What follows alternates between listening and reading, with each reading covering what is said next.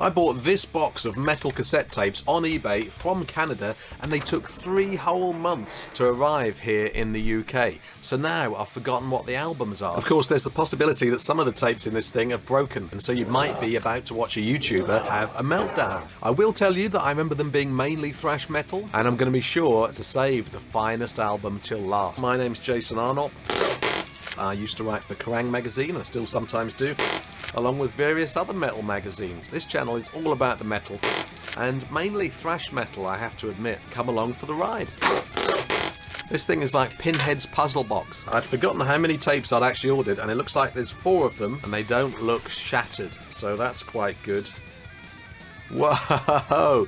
Now, you didn't expect that, did you? You didn't expect Anvil Bitch's Rise to Offend album on New Renaissance. I really love the whole New Renaissance, or New Renaissance? Let's call the whole thing off. It's just got such a great indie spirit about it, and the covers are fun, and the bands are fun. They didn't always have the best productions, these bands, but as you can see, that is pretty cool. There's a track on this album called Maggot Infestation, and it's very good. There's a touch of hardcore about the band, but they're definitely very metal. There you go, there's a bit of hot spine action there. Tapes are so much fun, aren't they? Fragile, but just glorious things. Look, there's a tape shell. I like a tape with the track listing printed directly onto the shell. Just details like the colour of this strip that goes along the bottom of the tape, I think, is pretty cool. You've got a band lineup there.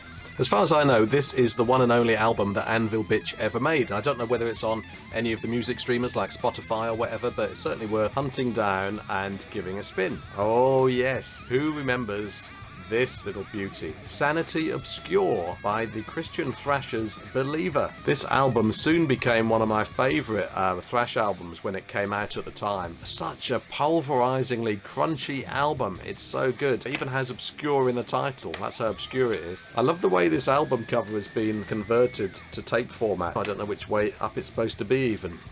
Believer, Sanity Obscure, on tape. Okay, we've got 2 tapes left. Oh, this one has a slight hairline crack in it, but it doesn't matter because it's an amazing album. I mean, Anvil Bitch is good, it's a bit of fun, but Sanity Obscure is great, and this album is also great. Snow White's Act of God album. Yeah. Now, who remembers this? I want you down in comments if you've heard this album, because I know that if you've heard this album and you're a thrash fan, then you're probably going to love this. I think the production is really good. It could have been better, but the main thing is the guitars are enormous. Funny enough, the band's earlier albums weren't particularly of interest to me. I'm not particularly into the earlier albums, because for me, this album is the culmination of everything the band achieved. Vocalist Nicole Lee, she's great on this album. This album is just full of great songs. To the Last Breath, the opening track, Pure Blood, Baptized by Fire, and the closing track, Something Wicked This Way Comes, is an absolute behemoth. I know it's not on Amazon Music because I've looked for it myself to add to my own playlist. Oh, I'm really happy to have that. And the last album is much better known, and it's a classic, and inevitably is going to be my favourite album of the 4 tapes in this box. Wow, it's Destruction. It's one of my very favourite thrash albums ever, one of my favourite albums ever. I've talked about it on other videos, and I'm sure I'll continue to talk about it because I can't help myself. I love the crunchy guitar sound, even though it's not to everybody's taste.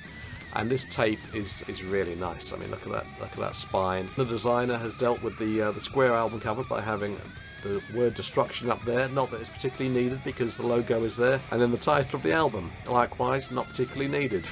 But what else was he going to put there? Just 2 black bars. Ah, now this tape shell, that's interesting. It's a transparent tape shell. Look at that. Nice blue lead-in tape thing. Yeah, that's really cool. That is a beautiful piece of work, isn't it? The sleeve, it's completely blank on one side, then it folds out like this. Metal Blade Records, of course, this is, who had the band in America in their earlier days. The classic thrash metal thanks list. Every album needs one. Let me know down in comments which of these albums you've heard and what you think of them. Also, check out this other Destruction video, which is on the screen right now.